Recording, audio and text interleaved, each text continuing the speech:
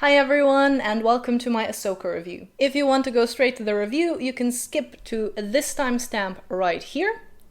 But in case you're wondering why I'm not doing this review episode by episode, here's a short explanation and backstory. So I initially wanted to cover the series once it ended in 1 or 2 overview style videos, but as you can see from this title, I decided to split it into probably 3 parts. We'll see about that. I won't go into a scene-by-scene breakdown. I'll just kind of talk about my general overview and general impressions of the series so far.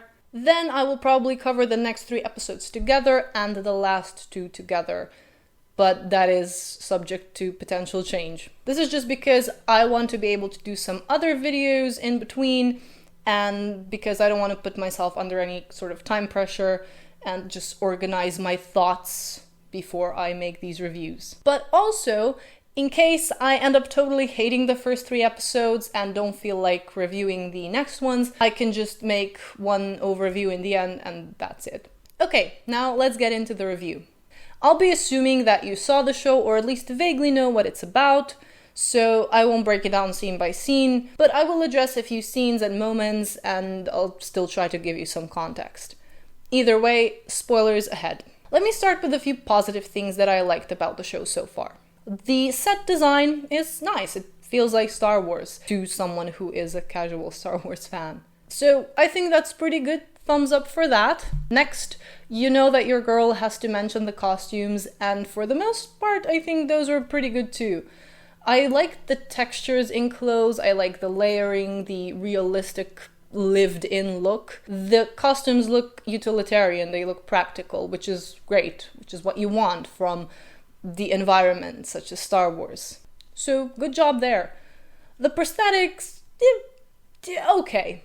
I have a love-hate relationship with Ahsoka's cloak, because I think it looks cool, and I can see it being a practical thing, but at the same time, when it comes to her fighting, and the fabric just hanging and flapping around, that's just the opposite of practical. And if you think about costumes in this way, then you'll notice it, but I think for most of you, you're not viewing it from this point of view, so just don't mind me nitpicking. Now, I said I was a casual Star Wars fan, so I have an appreciation for it, for the original trilogy at least. But I don't know that much about the rest of the lore about Ahsoka either. I do remember seeing a few episodes of the Clone Wars when I was younger, and I remember Ahsoka enough to, if I see a picture of her, I know who she is, I know what character she is, and I do remember some of her personality traits. I remember that she was quite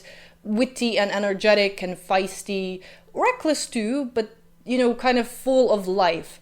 And that's one of the biggest things that stood out to me in the Ahsoka series, how different this Ahsoka is. Now, obviously, she's older here, more mature, as opposed to the teenager and young adult Ahsoka in the Clone Wars. It can be perfectly fine if the character is in their head a lot, if that's their trait, but it's just not very interesting to watch that, especially when it's your main character. You're just watching someone thinking, not the peak of entertainment. Especially that first scene in the first episode, it dragged on and on and on. This is basically our first introduction to Ahsoka, who is searching for a map to stop the bad guys, as you do, and she's in this underground place with pillars that she has to turn a certain way to get to a ball, which is actually the map. And this whole scene lasts around 4 minutes, just music and silence. Imagine the mummy scene where they kind of go down underground and find the sarcophagus eventually, gradually. Imagine that scene, but it's just Brendan Fraser, no one else. Just him walking around the tomb, checking this and checking that, turning the mirror, shining the light onto an inscription, reading it in silence, and then taking that star-shaped key, putting it into a lock, opening the door to another chamber. And it would go on and on like this for 4 minutes, with no speaking, no context. That would not be as entertaining, would it? Another observation that I had is that the show so far feels almost more like it's about Sabine than Ahsoka. I don't find most of the characters particularly entertaining or sometimes even that likable. Like the first introduction to Sabine, we don't get to see her, but we, hear people talking about her. And she's supposed to be giving a speech in front of, I guess, the citizens. And instead she's just speeding away, going home to feed her cat.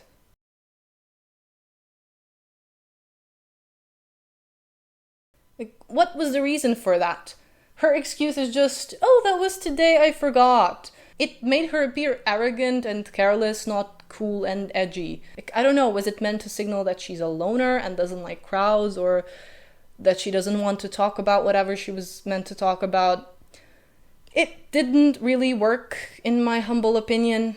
Anyway, far worse than anything that any character has done is what the show has done to lightsabers. Apparently, lightsabers no longer work. There's a scene where Sabine is battling one of the bad guys and she gets stabbed with a lightsaber. Straight through her side, stabbed like it's nobody's business. And pretty much the exact same wound that killed Han Solo is but a scratch to Sabine. Because in the very next episode, she's alive and seemingly well. She is in the hospital, but she's able to walk around, she's carrying things even. And then in the next episode, she's even training. What is at stake if lightsabers can be defeated by plot armor now? How are we meant to take any lightsaber battle seriously anymore? There are also quite a few contradictions in the show. Like, again, in the very first episode, where we see a ship and a smaller one is approaching, trying to get clearance to come on board, and they're claiming to be Jedi, that little ship. And the captain of the big ship is like, yeah, I can tell they're lying, they're not Jedi, they're some shady people. But you know what? Let them on board. I'll go greet them myself, actually, with my laughing stock of a security. So you know that these people are not who they're saying they are. There is something suspicious about them, yet you invite them on board. Furthermore, you full-on confront them, and then lo and behold, what happens to the captain? He gets sliced in half. In that case, the lightsabers are still working, apparently. The lack of logic is painful with this one, and it's the opening scene, which is extra sad. Another contradiction, or rather than contradiction, I think it's more of a retconning of what the Force can do and what it is. So Sabine is not a Force user, she is Ahsoka's former apprentice, and she becomes her apprentice again. But Ahsoka tells her that apparently, because the Force resides in all of us, and blah blah blah, she's implying that, I guess, Sabine could still use the Force with enough training and conviction. I mean, even as a casual fan, I know that's not how the Force works. If Disney is trying to change that, it's just gonna take away from how special the Force power is. If anyone can be a Force user, if anyone can be special, then no one is. Even the Force loses its mysteriousness. So yeah, my general impression so far is that there is nothing that would really draw me in to keep watching. I am a little bit curious as to how they're gonna wrap it up, so there's that. Since I've come this far, I guess I'll just finish it. But the characters are not particularly engaging, the plot is pretty generic, although you don't really have to reinvent the wheel, you just have to be good at what you're doing. Watching Ahsoka take several minutes to do a task slowly and in silence is not cutting it, I think. It's far from the worst show ever, but it's an offense in a category of its own to make something boring, because that signals that you don't care enough about your own show. As always, I'm inviting everyone to share their thoughts in the comments down below, but I would especially like to hear from any Star Wars fans that may have seen Ahsoka. What are your impressions? Are the characters and events true to the lore? Did they change a lot? Was something particularly good or particularly bad? Yeah, do let me know. Take care, and I will see you soon. The is always right.